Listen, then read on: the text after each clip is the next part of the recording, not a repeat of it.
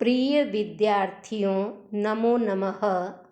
मैं डॉक्टर श्यामा अग्रवाल, सह आचार्य संस्कृत, राजकीय डूंगर महाविद्यालय बीकानेर से आज हम संस्कृत साहित्य स्नातकोत्तर उत्तरार्ध के प्रश्न पत्र 9 क के अंतर्गत पठनीय श्री हर्ष रचित नैषद्य चरितम के प्रथम सर्ग के श्लोक संख्या 16 से लेकर 19 तक का अध्ययन करेंगे।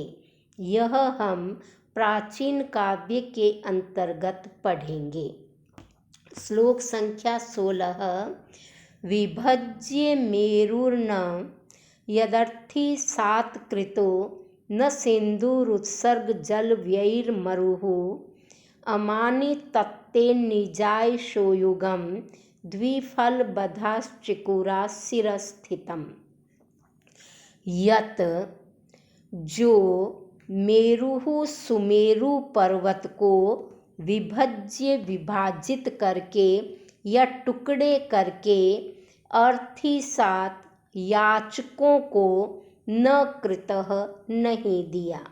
सिंधु समुद्र को उत्सर्ग जल व्यय जल का दान करके उत्सर्ग करके उसको मरुह न कृतः मरुस्थल रेगिस्तान नहीं बनाया। तत् इसीलिए तेन द्विफाल बद्धाः इस प्रकार दोनों ओर से बंधे हुए चिकुराहा केश समूह वाला बालों वाला केश कलाप वाला मेरा यह जो सिर है वो निज अपने अयस युगम अपयस के युगल को अमानी बांध रहा है। अपयस मेरे सिर पर बंधा हुआ है।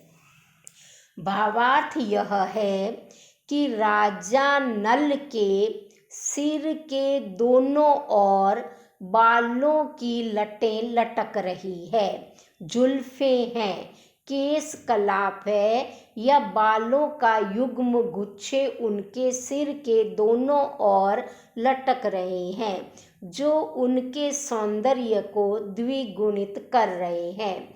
परंतु बालों का रंग काला है और कवि प्रसिद्धि है कि पाप का, अपयश का, अकीर्ति का रंग भी मलिन, मैला या काला होता है।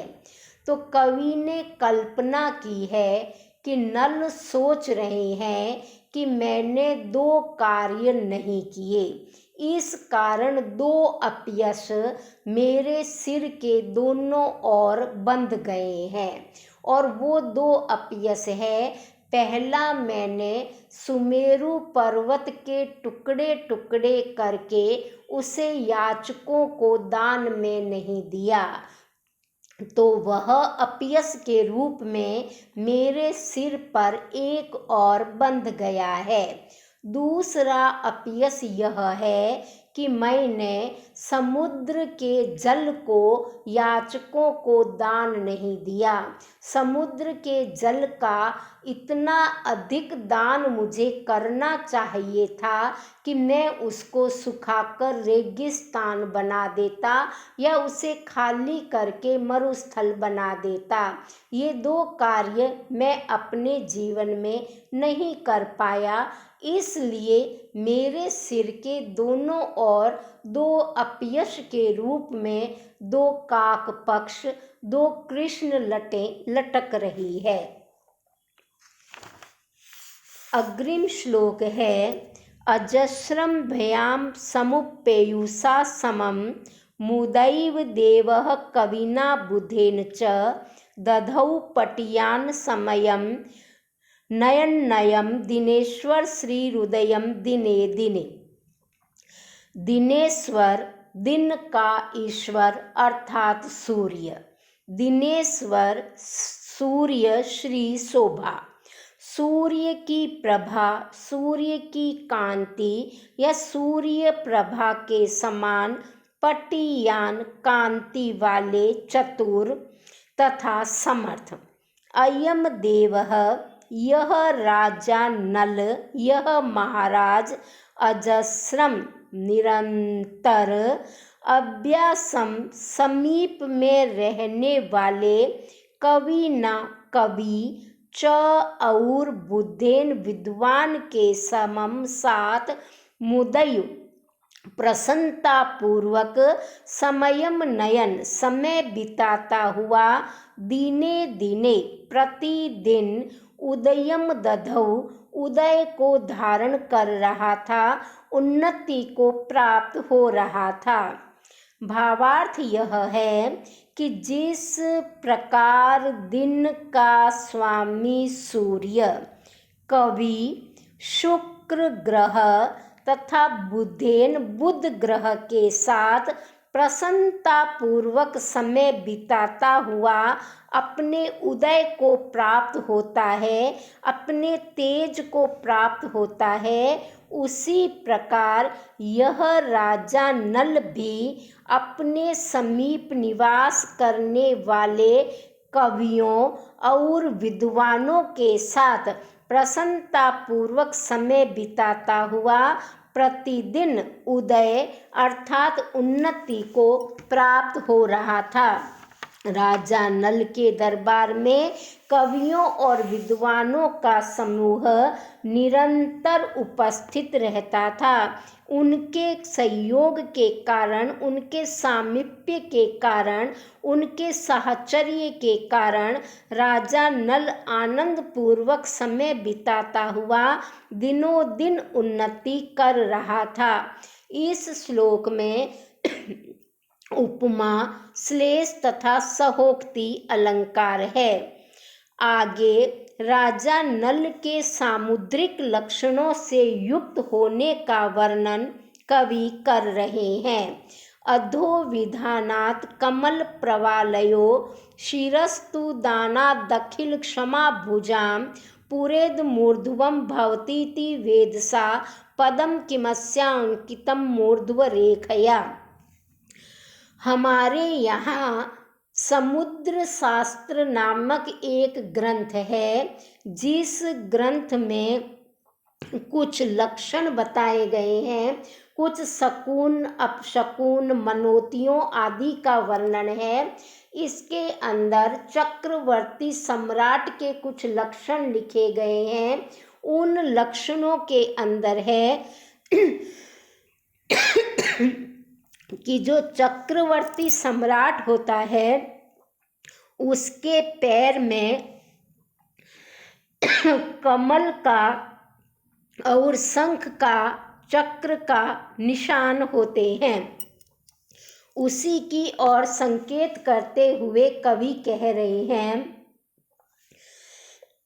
कि कमल प्रवालयो, कमल तथा प्रवाल, प्रवाल मूंगा, तो कमल और मूंगे को या कमल या नवीन पल्लव को अधोविधानात् नीचा करने के कारण अखिल समस्त क्षमा भुजाम, क्षमा पृथ्वी का पर्यायवाची है, भुजाम का अर्थ होता है भोग करने वाला, जो समस्त पृथ्वी का भोग करते हैं यानी राजा। यहाँ अखिल का अर्थ है समस्त और क्षमा भुजाम का अर्थ है राजा। समस्त राजाओं के शिरस्तु सिर पर दानात दिए जाने के कारण या रखे जाने के कारण इदम यह पांव पूरा आगे से ऊर्ध्वम भवती ऊपर होगा, इति ऐसा समझ करके ही वेद सा ब्रह्मा ने अस्य इति नलस्य, इस नल के पदम चरण को ऊर्ध्व रेखया, ऊर्ध्व रेखा से, ऊपर की रेखा से अंकितम किम, क्या अंकित किया है, अर्थात अवश्य ही किया है। तात्पर्य यह है कि राजा नल का जो चरण है वो आगे से ऊपर की ओर उठा हुआ है, उसमें कमल और मूंगे के चक्र निशान बने हुए हैं, या वह कमल या नव पल्लव को भी तिरस्कृत करने वाला है, उनको भी नीचा दिखाने वाला है। वह कमल से भी अधिक कोमल है और प्रवाल मूंगा या नवीन पत्ते से भी अधिक कोमल है। तो कमल और प्रवाल को नीचा दिखाने के कारण ही मानो यह चरण ऊपर उठ गया है, आगे से ऊपर की ओर हो गया है, अथवा यह चरण इस पृथ्वी के समस्त राजाओं के सिर पर रखा जाता है, इसलिए ही यह चरण ऊपर की ओर उठा हुआ है। ऐसा सोच करके ही मानो ब्रह्मा ने इसके पैर में ऊर्ध्व रेखा अंकित की है। शायद हाँ, अवश्य ही ब्रह्मा ने यह सोच करके ही राजा नल को ऊर्ध्व रेखा वाले चरणों से युक्त बनाया है। जगत जयम तेन च कोशम अक्षयम प्रणीतवान शैशव शेषवानयम सखा रतिशस्य ऋतुर्यथा वनम वपुष तथा लिंगद तथास्य यौवनम। शैशव बाल्यावस्था शेषान शेष है। तात्पर्य है, अभी जो राजा नल है वो मात्र 16 वर्ष की उम्र वाले हैं, किशोर अवस्था वाले हैं, उनमें अभी तक बचपना बाकी है। शैशव उनका अभी बाकी है, वो कुमारावस्था में है, किशोरावस्था में है, और उस अवस्था में ही अयम इस नल ने जगत जयम संसार को जीत लिया। च और तेन उस नल ने अक्षयम कोशम अपने खजाने को अक्षय प्रणीतवान बना दिया। अक्षय कभी नष्ट न होने वाला, कभी समाप्त न होने वाला बना दिया। अथ अब यथा जिस प्रकार रति ईश, रति कामदेव की पत्नी का नाम है, ईश उसके स्वामी, उसके पति, अर्थात रतीश का मतलब कामदेव। जो कामदेव है वो के सखा मित्र, ऋतु वसंत ऋतु, जिस प्रकार वनम आलिंगतु वन का आलिंगन करता है, तथा वैसे ही यौवनम यौवन ने अस्य इस नल के वपुः शरीर का आलिंगन किया। अर्थात इस श्लोक में कवि कहना चाह रहे हैं कि राजा नल अब 16 वर्ष की उम्र को पार करके युवावस्था की ओर अग्रसर हो रहे हैं, उनमें यौवन प्रवेश कर रहा है।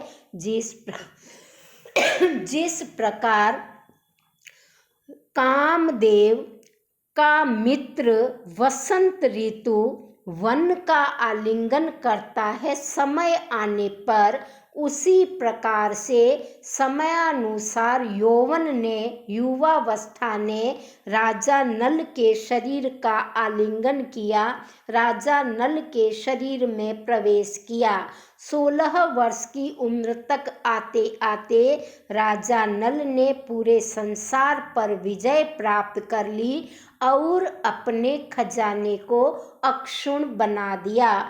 ऐसे नल अब यौवन में प्रवेश कर रहे हैं।